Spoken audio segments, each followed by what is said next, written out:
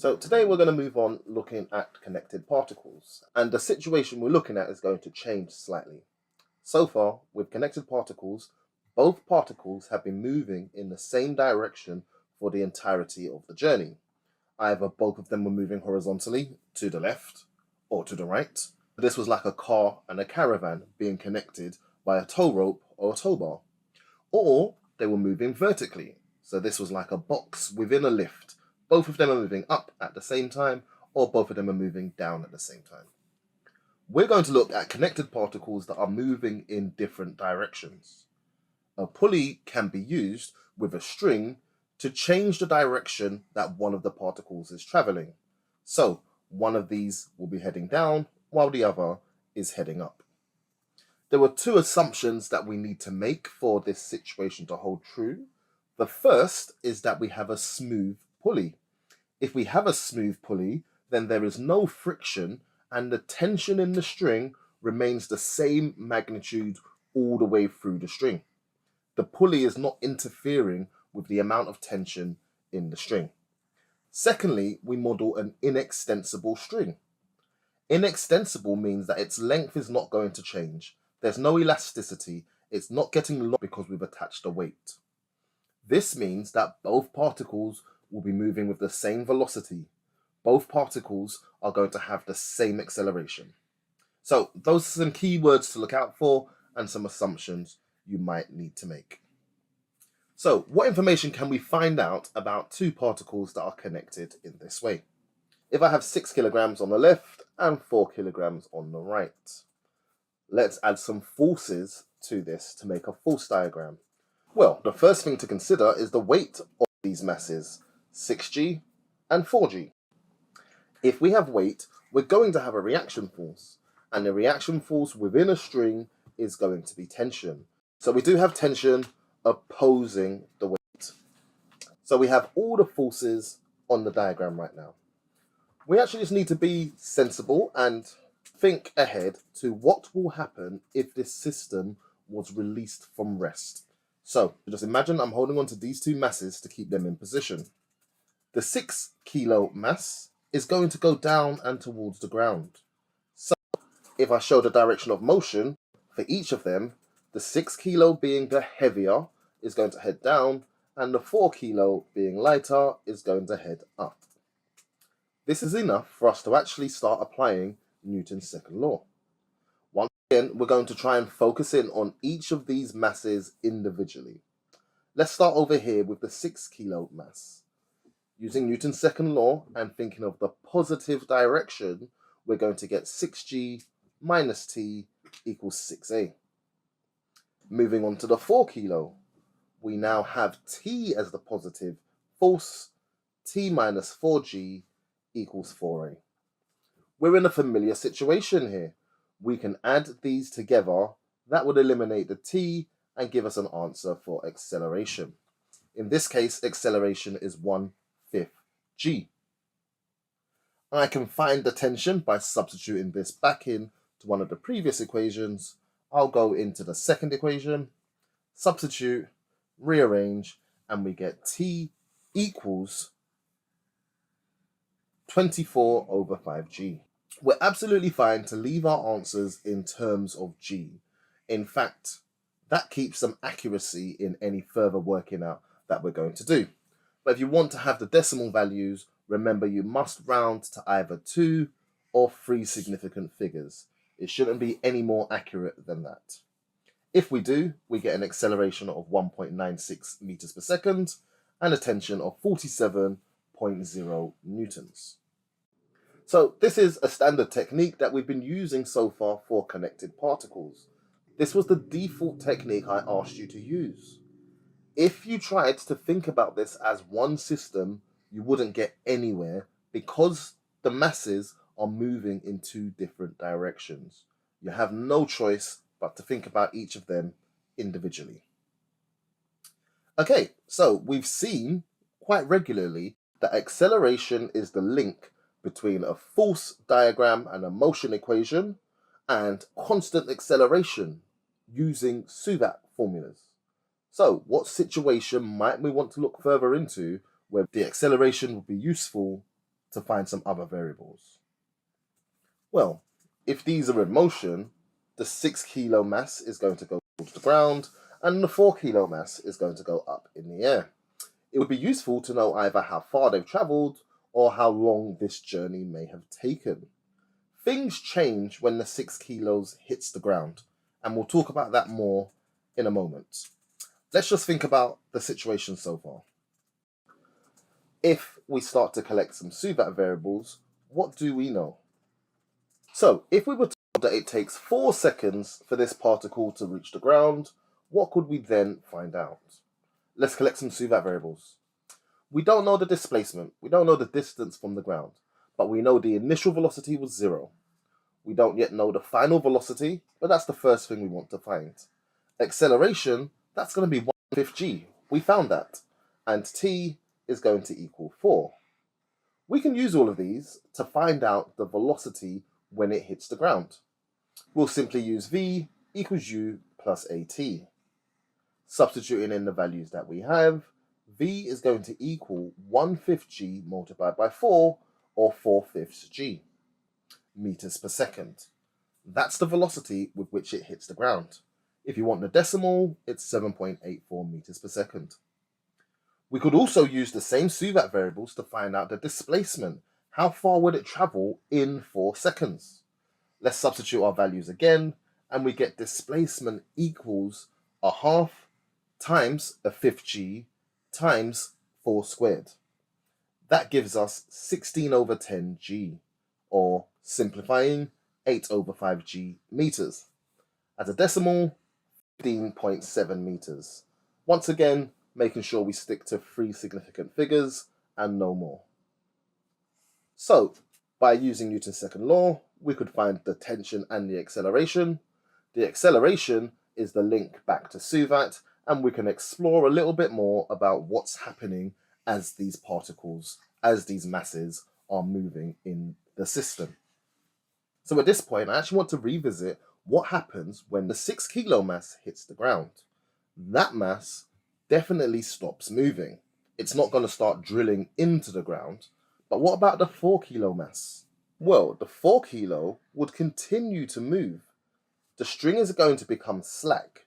The tautness of the string is going to be removed. That particle is moving freely under gravity. Because of some momentum, because of some of the initial movement, it will continue to move. It doesn't come to a dead stop. We know how to model a particle that is moving freely under gravity. Let's take a closer look. Well, the particle will continue to move. It's moving up, just like it's being projected. Because of gravity, it is slowing down in the direction it's moving. It gets to a point where it's at its greatest height, and it has a 0 velocity, and then eventually it will change direction and it will start to come down again. It continues to come down until it's back in that original position where the string becomes taut.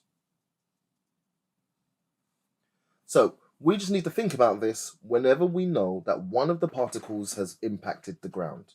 This breaks the system. They are no longer moving with the same velocity. They are no longer moving with the same acceleration. And we just start to consider the lighter particle on its own. So I want you to consider that there are 3 stages to the Pulley's journey. The initial stage, it was at rest. The impact stage, when the system becomes broken and one of those masses stops moving. And then the freely under gravity stage, where one of the particles, the lighter particle, is moving just like a projectile we've looked at earlier in the course. Let's pick up the earlier scenario from here, and we're going to look into how far extra does the lighter particle move. So there are 2 stages of this journey, from rest to impact, and from impact to moving freely under gravity. If we knew that initially the particles, the masses, were 3 meters away from the ground, well, at the point of impact, the one on the left has moved down by 3 meters, meaning the one on the right has moved up by 3 meters. It is currently 6 meters above the ground. Everything that Model after there, we're going to model as moving freely under gravity, and we're going to calculate a displacement. At any point in that stage of the journey, this particle is going to be 6 plus s meters above the ground. Now, the integral part of working through these three stages is to realize that the velocity that one particle hits the ground with is the same velocity the other one is being projected with. So let's set up our scenario. We'll start with some SUVAT variables. The displacement from rest to impact is 3 meters. The initial velocity was 0. We're looking for the final velocity, and we initially found the acceleration to be 1/5 g. Can we find the final velocity? We can. V squared equals u squared plus 2as. We'll substitute all of this in, and we get that v squared is 6/5g. I can square root that to find v, but actually the v squared is more likely to be useful, so we'll keep that in terms of g and keep an eye on it. From impact to moving freely under gravity, some of these SUVAT variables are going to change. Let's collect what we know. We don't know the displacement, that's what we're looking for. The initial velocity, that was the final velocity of the previous stage. So the v from the first stage becomes u in the new stage. The velocity that the left-hand particle hits the ground with is the same velocity the right-hand particle is being projected with. If we're trying to find the greatest height that the right-hand particle reaches, we'll set a final velocity of 0. Acceleration now is due to gravity. It's negative 9.8. And the time is also unknown. Let's find that displacement. We're using the same formula, v squared equals u squared plus 2as. We are using the new variables to substitute in. 0 squared equals, and here it is, u squared is 6/5g. That's why I tried to keep it in terms of g, because I anticipated using the squared version. 6/5g minus 19.6s. Rearranging to solve for s. S is going to equal 6/5g divided by 19.6. Once again, I haven't touched my calculator yet. I've written everything in fraction form, and I haven't needed my calculator at all. If you were finding decimal answers all the way through, you'd be slowing yourself down, and you wouldn't get here as quickly, and you wouldn't get the nice result that we're just about to see. If we type this into our calculator now, 6/5g divided 19.6, you might be surprised to realize gives you exactly 0.6 meters. The displacement of the particle moving freely under gravity when it reaches its greatest height is 0.6 meters. Okay, so just a reminder that yes, we found displacement. It doesn't mean we've answered the question. What might the question have been?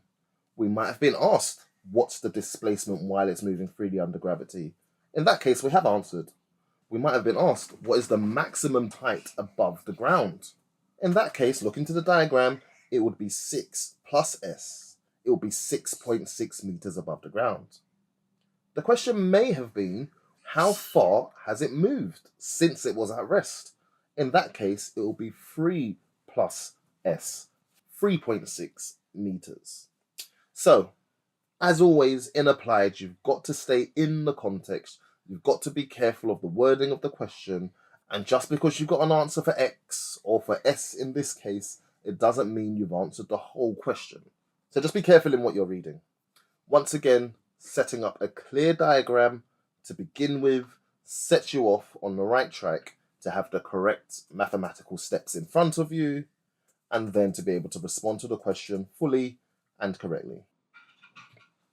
Now that we've seen how we can work with pulleys, there's one last thing to consider, and that's the pulley itself.